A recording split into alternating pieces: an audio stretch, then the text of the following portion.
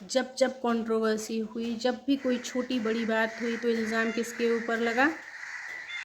इतने दिनों से जिस बात के लिए, जिस चीज़ के लिए सब के सब ट्रोल कर रहे थे एक एक लड़की को, एक औरत को, अब जब चीज़ें सुधर रही हैं तो इसका क्रेडिट किसको मिलना चाहिए? जब चीज़ें सुधार की तरफ हैं, जब इनमें कुछ इम्प्रूवमेंट दिख रहा है, जब रिश्ते अपने बदलते हुए दिख रहे हैं, तो इसका क्रेडिट किसको मिलने वाला है? Hello everyone, welcome and welcome back to my channel. तो फ्रेंड्स, आज वापस से एक बार हम फिर से वीडियो लेके आए हैं जेठानी और देवरानी के ऊपर। जेठानी और देवरानी यानी कि निक्की और कामिनी के ऊपर वीडियो लेके आई हो। तो यूट्यूब पे बहुत सारी जेठानी और देवरानी हैं और सब के बीच में कुछ ना कुछ कंट्रोवर्सी चल रही है। लेकिन ये जो एक फैमिली थी ना, ये एक आदर्श परिवार जिसे कहते हैं, वो आदर्श परिवार था। लेकिन कुछ चीज़ें ऐसी हुई जिसके बाद चीज़ें बिगड़ने लगी और बहुत सारी, बहुत ही गंदी वाली कंट्रोवर्सी उनकी फैमिली से निकल के आई।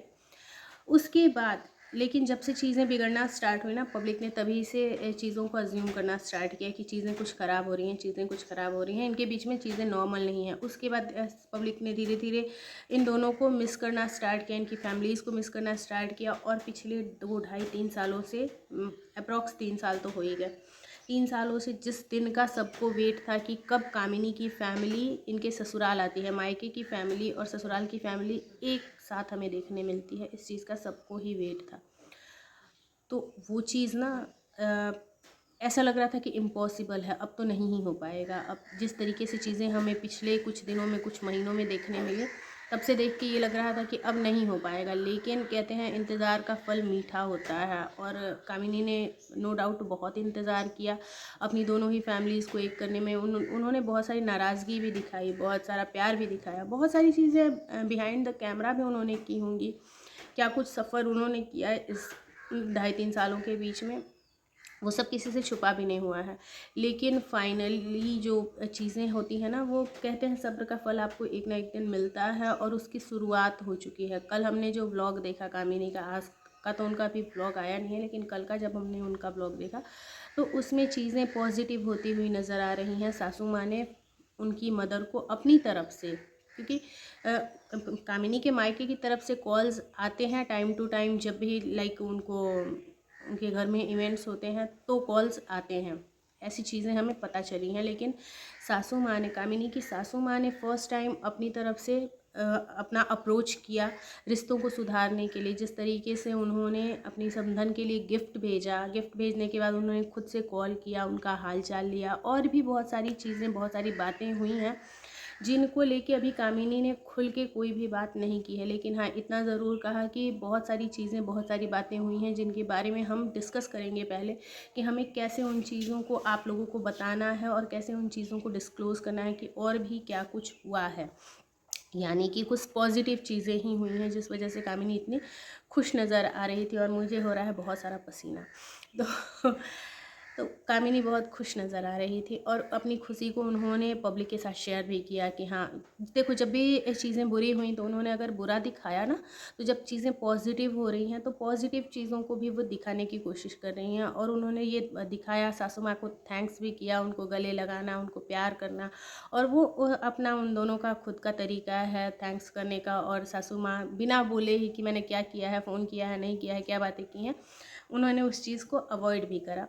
मतलब वो ये नहीं जता रही थी कि हाँ मैंने तुम्हारे ऊपर कोई बहुत एहसान करा है। यानी कि सासू माँ को भी इस चीज़ का एहसास है कि अब चीज़ें जो हैं, अब रिश्ते जो हैं वो सुधरने चाहिए। चीज़ें जितना बुरा होना था उससे ज़्यादा बुरी हो चुकी हैं, सिचुएशंस बहुत वर्स्ट हो चुकी हैं। कामिनी को जितना अपनी फैमिली को मिस करना था वो कर चुकी है। लेकिन अब टाइम है कि अब चीज़ों को बेटर किया जाए, चीज़ों को अच्छा किया जाए। तो ये चीज़ें हमें दिखें। और बहुत सारे लोग, बहुत सारे कामिनी के जो सपोर्टर्स हैं वो आके और सासू माँ को थैंक्स बोल रहे हैं। तो जी हाँ, ये बहुत अच्छी अप्रोच है सासू माँ की तरफ से। तो एक थैंक्स तो मेरा भी है कि एटलीस्ट आपने इस चीज़ को, देखो बच्चों की खुशी में ही माँ बाप की खुशी है, इस चीज़ को आप बहुत पहले से समझते हो और अब उसके लिए आपने एक स्टेप लिया, ये बहुत ही अच्छी चीज़ है, उसके लिए थैंक यू। लेकिन जो मेरा कंसर्न है, इन सारे ही चीज़ों में ना, सारी ही जो भी चीज़ें हुई, अगर उसमें किसी को कल्प्रिट बताया गया, किसी को दोषी बताया गया, तब वो थी देवरानी। देवरानी को बहुत बहुत सारे इल्ज़ाम लगे देवरानी के ऊपर। इवन कल की भी देवरानी की अगर आप वीडियो देखें ना, तो उसमें एक कमेंट था जिसको उन्होंने पिन भी किया था कि तुझे तो शर्म ही नहीं है, तेरी जेठानी के मायके वाले नहीं आते, तेरे मायके वाले तो आते हैं तो खुश रहती है, ये है वो है फला ढमका। और इस तरीके की बातें न जाने कितनी ही देवरानी को सुनने मिलती हैं। तो जब जब चीज़ें बुरी हुई हैं, जब जब कंट्रोवर्सी हुई है, तब तब देवरानी पिसी है। मैं ये नहीं कहती कि देवरानी बिल्कुल दूध की धुली है। दोनों ने कुछ ना कुछ चीज़ें करी हैं, दोनों ने कुछ ना कुछ गलतियाँ करी हैं, तभी एक हाथ से ताली नहीं बजती। यहाँ मैं कभी भी वन साइडेड बातें करना मेरा काम नहीं है। मैं हमेशा दोनों साइड की बातों को बराबर रखती हूँ आप सबके सामने। तो जब भी अगर कंट्रोवर्सी हुई ना, तो उसमें देवरानी और जेठानी दोनों पिसी और दोनों को पॉजिटिव नेगेटिव दोनों चीज़ें सुनने मिली। लेकिन देवरानी को बहुत सारी नेगेटिव चीज़ें सुनने मिली, स्पेशली इनके मायके वालों के आने ना आने से लेके आरती के एंगेजमेंट के टाइम की अगर हम बात करें, तो आरती के एंगेजमेंट के टाइम भी जो भी चीज़ें हुई, जैसे ये लोग नहीं गए, कामिनी के ससुराल वाले नहीं गए मायके, तो देवरानी को ही सुनने मिला कि इसने ही रोका होगा, इसने ही कुछ किया होगा, इसने ही कान भरे होंगे, जो भी करके। जिस पे कि देवरानी अपना क्लैरिफिकेशन देती भी है, टाइम टू टाइम वो क्लैरिफिकेशन देती है कि भाई हमारे बच्चे हमारे कंट्रोल में नहीं है, हमारे सास ससुर हमारे कंट्रोल में कैसे होंगे, और मैं इतना क्या ही कमा लेती हूँ कि मैं सास ससुर को पैसों से खरीद लूँगी, या किस चीज़ के लिए वो, किस मजबूरी में वो मेरे कंट्रोल में रहेंगे। और ये एक नॉर्मल सा क्वेश्चन है कि किस मजबूरी में सास ससुर कंट्रोल में रहेंगे। अभी उनका हाथ पैर चल रहा है, उनके पास इनफ मनी है कि वो खुद का सर्वाइवल के लिए भी उन्हें किसी के आगे मोहताज होने की ज़रूरत नहीं है, तो वो क्यों कंट्रोल में रहेंगे।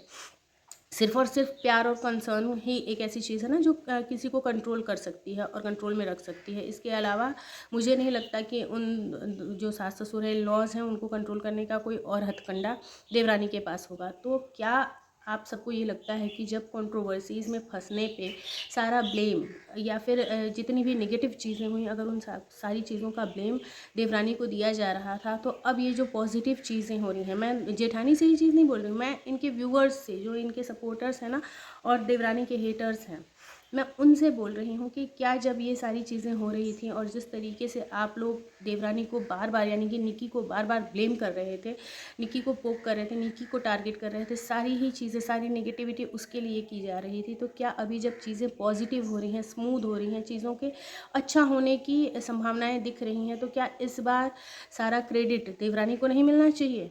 क्योंकि तब भी आप बिहाइंड कैमरा नहीं देखने गए थे कि देवरानी ने ही चीज़ें बिगाड़ी हैं, और आज की डेट में भी कोई बिहाइंड द कैमरा नहीं देखने गया है कि देवरानी ने ही सास को समझाया है, या सास के दिमाग को, माइंडसेट को बदलने की कोशिश करी है कि हाँ आपको बातें करनी चाहिए, आपको रिश्तों को सुधारना चाहिए।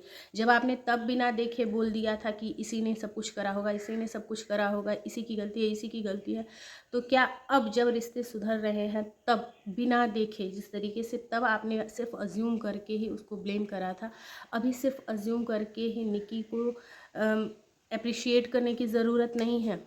क्या निक्की को क्रेडिट देने की ज़रूरत नहीं है?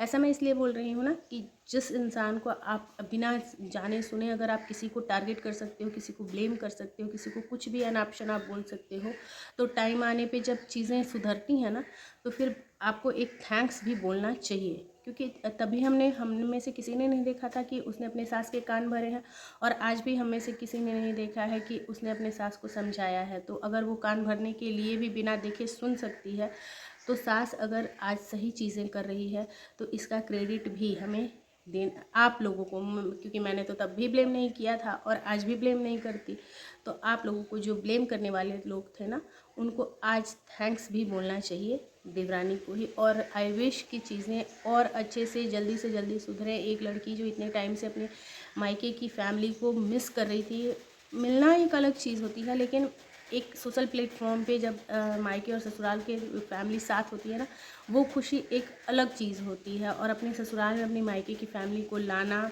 और जो जो भी एक बॉन्ड होता है, वो एक अलग ही खुशी होती है। उस चीज़ को जिस तरीके से मिस कर रही थी, ये टाइम बहुत जल्दी ख़त्म हो। हमें आरती की शादी का वेट है कि आरती की शादी में हमें सब एक साथ, ये पूरा ही परिवार, यानी कि दोनों समधी, दोनों समधन, सब एक साथ देखने मिले। तो चलिए फ्रेंड्स, हम मिलते हैं नेक्स्ट वीडियो में। Till then take care, bye.